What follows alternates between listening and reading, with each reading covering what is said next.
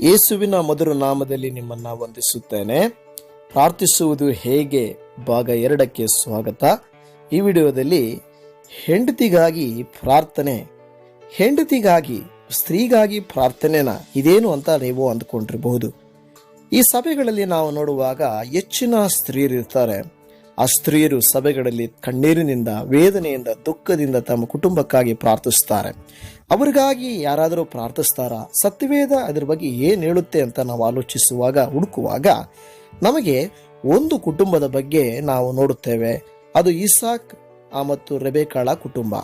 ಇಲ್ಲಿ ನಾವು ನೋಡುವಾಗ ಅವರು ಇಸಾಕನು ಆಕೆಗೋಸ್ಕರ ಪ್ರಾರ್ಥಿಸಿದನು. ನಿಜಾನ? ಏನಾದರೂ ಆಧಾರ ಇದೆಯಾ ಅಂತ ನೋಡುವಾಗ ಆದಿಕಾಂಡ 25ನೇ ಅಧ್ಯಾಯ 21ನೇ ವಚನದಲ್ಲಿ ಆಕೆ ಬಂಜೆಯಾಗಿರಲಾಗಿ ಅವನು ಆಕೆಗೋಸ್ಕರ ಯೆಹೋವನನ್ನ ಬೇಡಿಕೊಂಡನು.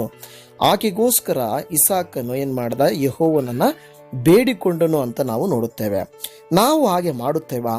ನಮ್ಮ ಹೆಂಡತಿಗಾಗಿ, ನಮ್ಮ ಒಂದು ವೇಳೆ ಸಹೋದರಿಗಾಗಿ, ತಾಯಿಗಾಗಿ ಪ್ರಾರ್ಥಿಸ್ತೇವಾ?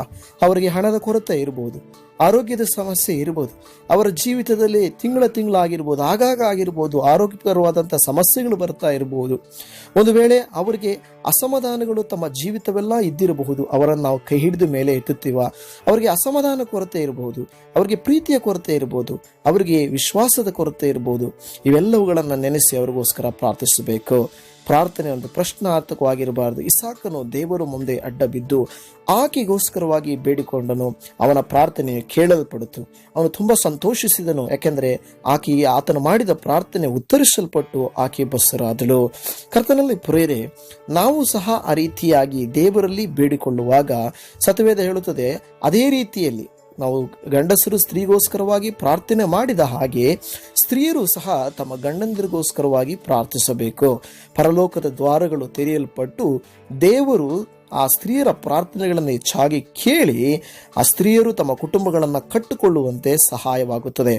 ಆಗ ಗಂಡ ಹೆಂಡತಿ ಅವರ ಮಧ್ಯದಲ್ಲಿ ಶಾಂತಿ, ಸಮಾಧಾನ, ರಕ್ಷಣೆಯ ಅನುಭವ, ಪ್ರೀತಿ, ವಿಶ್ವಾಸಗಳು ಹೆಚ್ಚಾಗಿ ಅವರು ಒಂದು ಒಳ್ಳೆಯ ಕ್ರಿಸ್ತೀಯ ಕುಟುಂಬವನ್ನು ಕಟ್ಟುವುದಕ್ಕೆ ಸಾಧ್ಯವಾಗುತ್ತದೆ. ಹೌದು, ಸತ್ಯವೇ ಹೇಳುವುದು ಸತ್ಯ.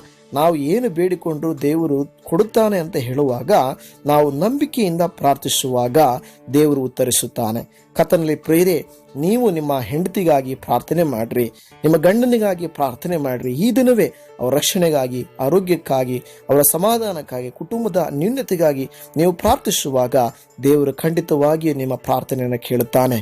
ಇಸಾಕನ ಪ್ರಾರ್ಥನೆಯು ದೇವರು ಕೇಳಿ ಅವರು ಆಕೆಯನ್ನು ಕರುಣಿಸಿದ ಹಾಗೆ, ಒಂದು ವೇಳೆ ಬಂಜೆ ಆಗಿರುವವರಾಗಿದ್ದರೆ, ಯಾರಾದರೂ ಮಕ್ಕಳಿಲ್ಲದೆ ಹೋಗಿದ್ದರೆ ಅವರಿಗಾಗಿ ನೀವು ಪ್ರಾರ್ಥನೆ ಮಾಡ್ರಿ, ನಿಮ್ಮ ಹೆಂಡತಿಗಾಗಿ ನೀವು ಪ್ರಾರ್ಥನೆ ಮಾಡ್ರಿ.